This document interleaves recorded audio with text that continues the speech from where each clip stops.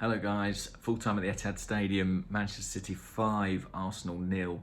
I think we all feared it would be bad. I think few imagined it would be quite that bad. I think typically Pep Guardiola's Manchester City have treated Arsenal with maybe more respect than we deserve in certain games. And afterwards Guardiola's talked about, being worried about facing Arteta's team and what we could potentially do to them.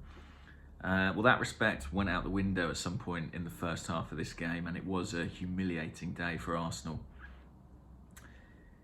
Let's begin with the lineup. Mikel Arteta went with 3 at the back. He dropped Pablo Mari. That meant that he had to put Sead Kolasinac in at centre-half. I think that back 3 of Kolasinac, Chambers and Holding, a trio I don't think we've ever seen together before, will go down in infamy. It'll probably be up there with kind of the Oleg Luzhny and Igor Stepanov's defence from the 6-1 defeat at Old Trafford. It just was woefully insufficient. I think some of those players have shown themselves to have a use in certain systems, in certain orientations, in certain combinations, but that 3 was a particularly unpleasant cocktail, and I felt that the communication that existed between them and Bernd Leno was almost non-existent. You saw that on the first goal when the cross was hung up in the air. Leno came for it, then went back. Chambers had no sense of the flight of the ball, got stuck underneath it, was beaten to a header by Ilkay Gundogan, who's about a foot shorter than him. Reminiscent in some ways of how Holding allowed Raheem Sterling to score a header against him at the Emirates last season. It does feel somewhat absurd to see Kolasinac out there, given that we all know he's available for transfer. He'd probably quite like to leave before the end of the window. I know we are without Gabriel. I know we are without Ben White. I know we have, rightly or wrongly, sent William Saliba out on loan. But it did feel curious to see us kind of reliant in a big game on a player who has no future here. Speaking of relying on a player in a big game, Granit Xhaka obviously let the side down, got himself sent off. I think it was a little bit harsh. I appear to be alone, or in a very small minority on that. I don't think other players get sent off for that. I think Granit Xhaka's reputation precedes him in the referee's decision. I don't think he was never in any real danger of taking the man. He was always taking the ball, and I think you see challenges like that go unpunished or punished with a yellow card frequently. Nevertheless, it does indicate that he kind of lost his head. I think the way he leapt in was unwise in the circumstances, and he allowed his frustration, I suspect, to get the better of him, and that left Arsenal in a real bind then. I mean, the game was difficult at 2-0 down, a man down. It became impossible. In the second half, it wasn't a contest of any kind. In the first 5 minutes of the game, I know it sounds ludicrous to say, I was sort of pleasantly surprised that Arsenal appeared to be trying to take the game to Manchester City. Smith Rowe, Saka, Odegaard pressing high, looking to take advantage of Ederson, who had some shaky moments. But, once they scored, they just eased into complete control. It's like they remembered their superiority. And, Leno made some good saves to keep the score line, well, not respectable, but down. But yeah, shades of this day 10 years ago when Arsenal were battered at Old Trafford 8-2. That sparked a deadline day shopping spree. I think the issue is we've already spent the money. I don't see a huge amount changing regarding the squad between now and the Norwich game. I have to say I don't see a change in manager either. I know that today will be a day where a lot of people's,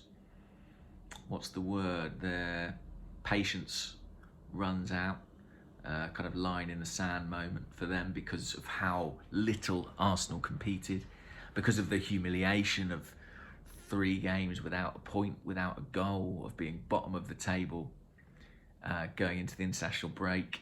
That will be a breaking point for a lot of people. I appreciate that. All I'm saying is I don't think it will be for the owners. I think that Arteta will have more time. I think that if he can't turn the team around in the games that follow, starting with Norwich, then I think he will be in serious trouble. but I don't think we're quite there yet. That's just my opinion. What do I think should happen? I think he should get those games. I think he should. I think that as much as we failed to compete against City and against Chelsea, there are just about enough mitigating factors that I think it's fair to want to see more evidence of what this team might produce this season. And frankly, if it costs us, it costs us. You know, the ceiling on our season is probably 5th. I don't think that what happens in the next 2 or 3, next half a dozen games is going to completely define the campaign. And I think he should and will be given that time to show he has more to offer. And he has to, because at the present moment in time, this is just not good enough. He'll know that. KSC will know that. The players will know that. I just want to touch on the support from the away fans. I mean, to get up to Manchester for a 12:30 kickoff is not an easy thing. And at full time, you know, the fans kind of came down to pitch side, and not all of them, a good many of them had piled out, and I don't blame them at all for that. But plenty stayed and plenty saluted the team. And yeah, I'm sure there were players out there they didn't feel like giving a round of applause to, but equally there are young guys out there who won't have enjoyed that. I think that for all our anger and frustration, it's rare that players don't try. It's rare that players enjoy losing, enjoy humiliation. They want to succeed. It's just sometimes the environment or the factors or the quality doesn't enable them to. But moreover, I thought it was good to see the fans being positive for Arsenal. You know, I almost hesitate to say towards the club then, because what is the club? Is the club the team? Is the club the owner? Is the club the manager? But it's Arsenal, isn't it? And those Arsenal fans were a credit to themselves throughout the 90 minutes and at full time. And I'm sure on the train home, they'll moan about the 11 men who let them down, the guy in charge who, you know, is leading the team to these embarrassing results. But within that stadium, they were wholehearted in their support, and I think that's really impressive, to be honest. And probably a reflection of the slight sense of novelty around getting back into stadiums and the live experience. That won't endure into the winter either. So the goodwill, the patience, it will run out without positive results.